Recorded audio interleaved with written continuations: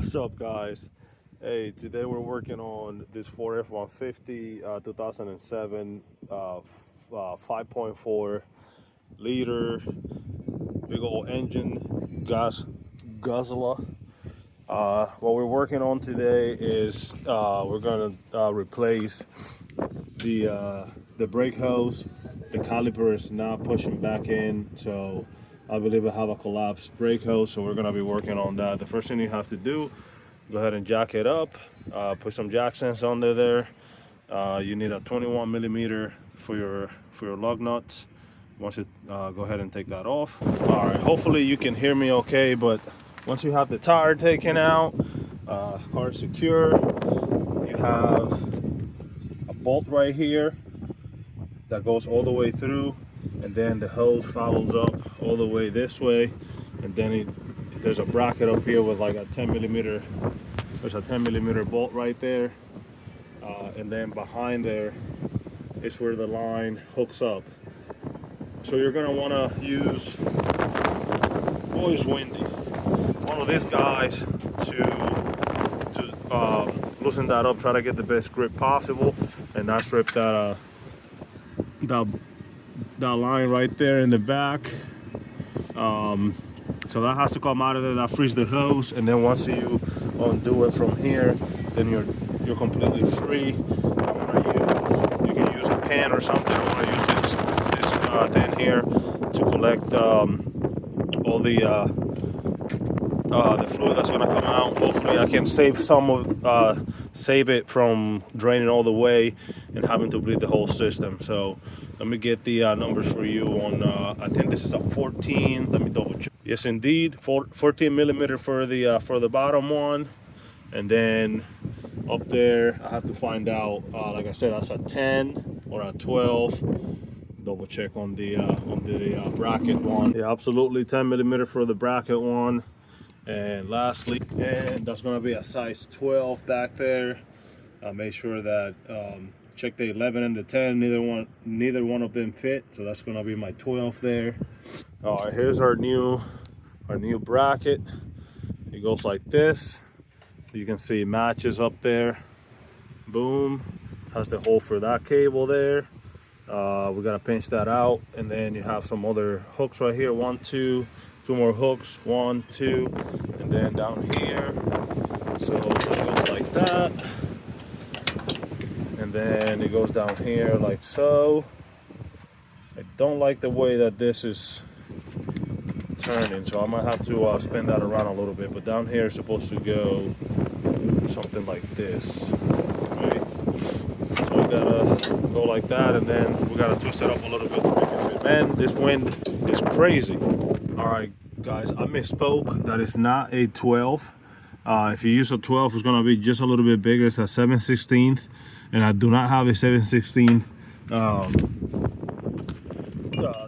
double-ended flare nut like this wrench set. So my wrench set is what is it, metric? It's not standard, so I'm gonna have to make it work with this 7/16. Hopefully we can get in there and make it work with that. I'm just gonna get on there real good. I think I'm gonna spray it a little bit because it's a little rusted. You can see it there. I might spray it a little bit with WD-40 and let that sit, and then work it back and forth to get that WD-40 in there and not strip it. All right, we successfully took the line off. I got the pliers on there, just trying to hold the brake fluid from floating all of it out. Find something lighter like a rubber band or something with a piece of plastic to tighten that off, and I was able to get the nut by using the channel locks instead of the 7/16 because it was too tight. I was afraid I was going to round it off. Now we got the 10 millimeter up here to take off, and then the 14 millimeter down here to take off, and then that'll free the hose. Okay, here we are. 14 millimeter is removed. That exposes the hole to the caliper where all the fluid goes into from the hose. I got something catching as much as I can here. This is still dripping a little bit, but this is a 10-minute job. You can try to move quickly and minimize the loss of brake fluid and the mess that it will make. Now we're just gonna reverse the process, get the so this part of the hose goes right here on the bottom. There's supposed to be a crush washer there, and there's supposed to be one in the front, one in the back, and I don't see them. I'm gonna see if I can figure something out to prevent leaks. Okay, so we had a little delay. I had to go get 2 washers. Unfortunately, the new hose did not come with it. Got them from AutoZone, Advanced Auto Parts, right down the street.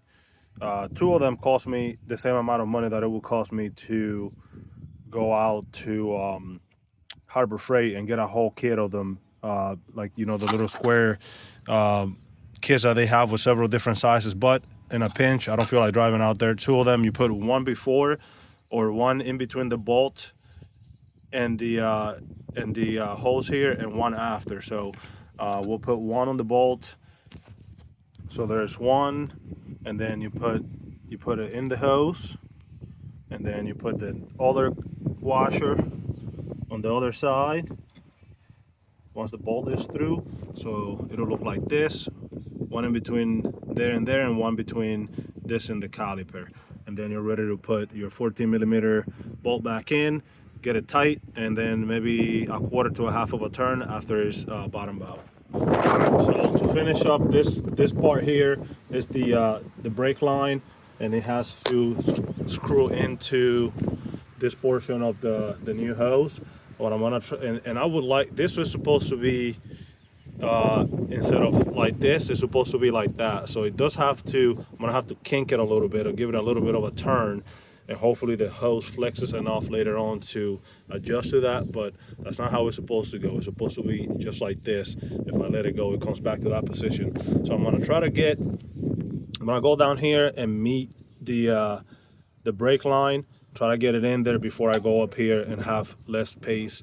So hopefully that helps, even if I can just get it started, and then I can finish tightening it up. Okay, at this point we're all the way in. This turned out to be a little shallower, like 2 turns shallower than the original one. Not a problem, we're all the way in. I took some brake cleaner, clean everything up, so I know when I'm done that if I see any leaks, they're coming because it's leaking, not because I'm mistaking it for a leak. So I would recommend that you clean your area of work so you can inspect afterward. All right, that's all she wrote. And then we have some these cables here to just fasten back into the clips here.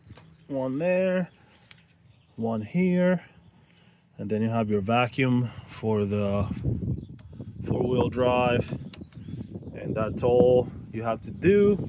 Oh, we got one more up here. And well, that didn't quite end up where it needed to be, but I think we'll be fine there. That's just I think that's a speed sensor.